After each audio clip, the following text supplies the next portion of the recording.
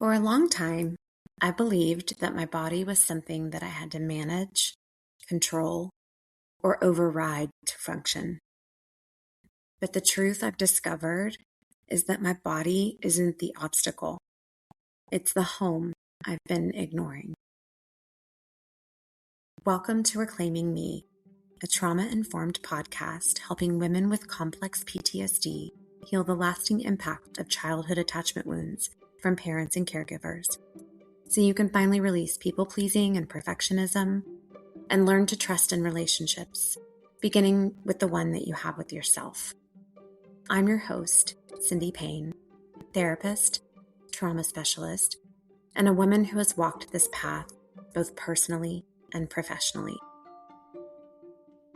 Today, I want to share a short midweek reframe on embodiment, something that I've learned is absolutely foundational for women healing from complex post-traumatic stress disorder. By the end of this brief episode, I hope you walk away with 3 key takeaways. Number 1, embodiment is a choice, not an obligation. You decide when and how to inhabit your body.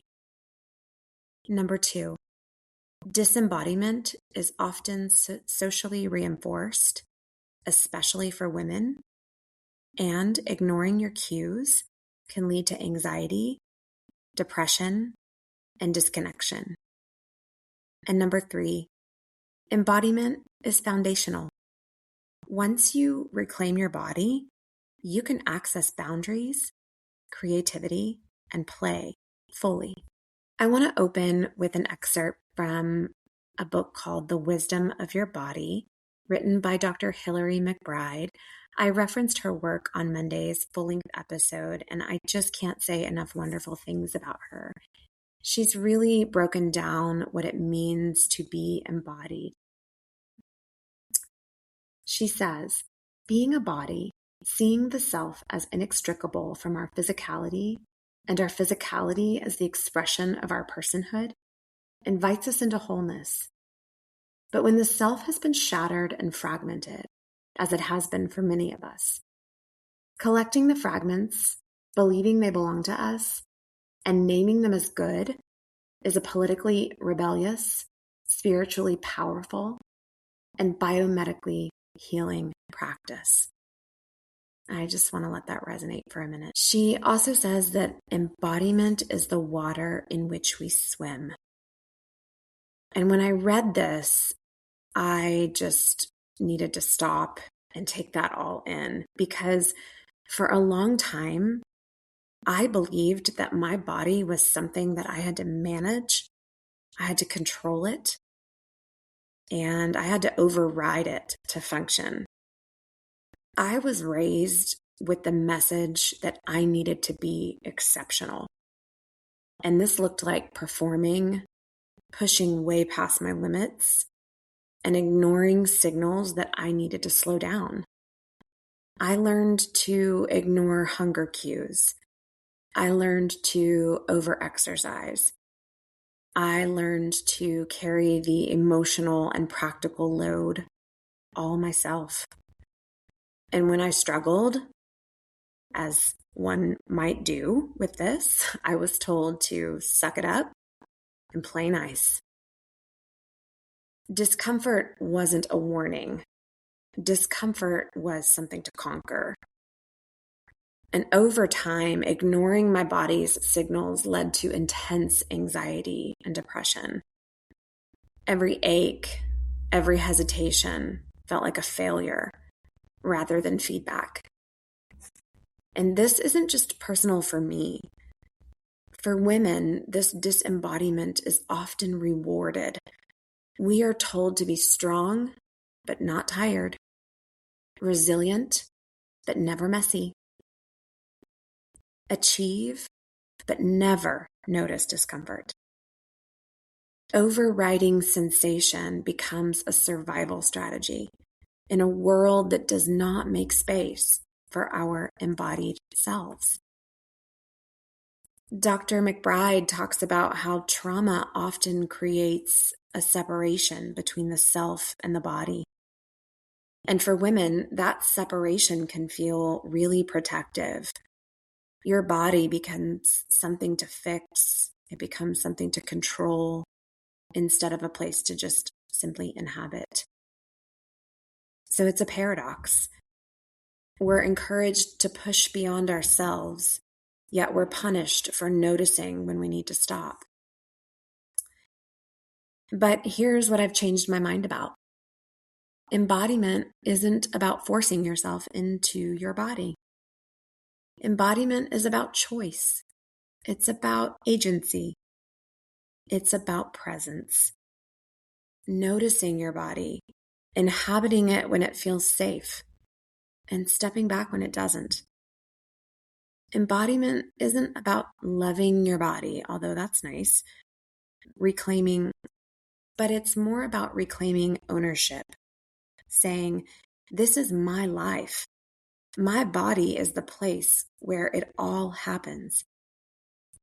For many women with complex post-traumatic stress disorder, embodiment can feel radical. It's saying, I belong here.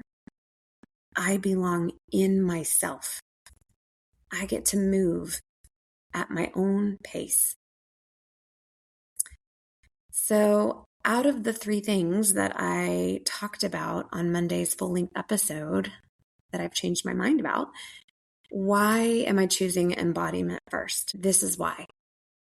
Because if I am not embodied, I cannot set healthy boundaries because I'm disconnected from my body.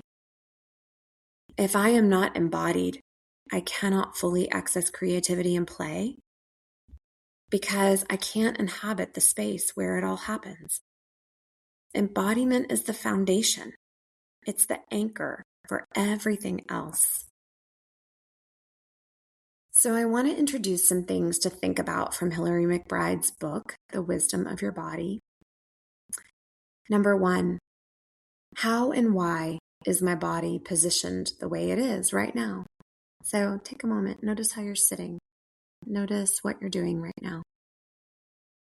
Number 2, what stories have I been told that might make me feel like this is the best or only way to be in my body in this moment? Number 3, what if the stories were different? How might I be differently as a body if I were in another setting? So these are deeper questions that I would recommend talking to somebody about that has a lot of knowledge or experience about embodiment. You can also journal about them. But here's a specific thing that you can try. It helps to get you out of your thoughts and into your senses. So I invite you to start to tune into yourself and begin to notice. What are you touching right now? What is your skin in contact with? What is the temperature of your body? What about the temperature of the air around you? What parts of you are in your body? What parts of you feel tight? What do you smell? What emotions do you notice emerging in your body right now? So let's take a deep breath in. And then let's let it out slowly. Thank you. And thank yourself for taking a moment to slow down and to pay attention. And that is it for today's midweek reframe. Embodiment is a radical act of self-possession. Embodiment is saying, I get to inhabit my body. I get to move at my pace. I get to live from a place of choice and agency rather than obligation and disconnection. So just a quick recap. Embodiment's a choice. Disembodiment is often socially reinforced, especially for women. And when we ignore cues, it can have real psychological consequences.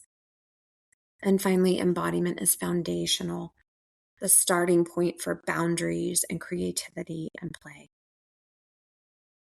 If this feels overwhelming or challenging for you right now, please know that that is normal, even though I don't love that word normal, but that is to be expected, especially if you have been used to functioning outside of yourself as a way to survive and stay safe.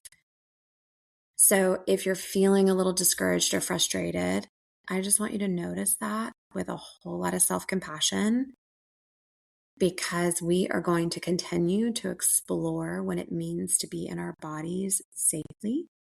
And just like everything else that we start, it is something that takes a lot of practice. So I deeply appreciate you showing up with curiosity today. And if this episode resonated with you, I invite you to share it with a friend, subscribe to the podcast, and leave a review. This is how we spread the word and empower other women to do the same. The more that we can normalize reclaiming our bodies and our agency, the more women can heal together. Remember, your body isn't the obstacle. It's the home. And for the first time, you get to live there fully on your terms. Thanks for being here. I'll see you next time on Reclaiming Me.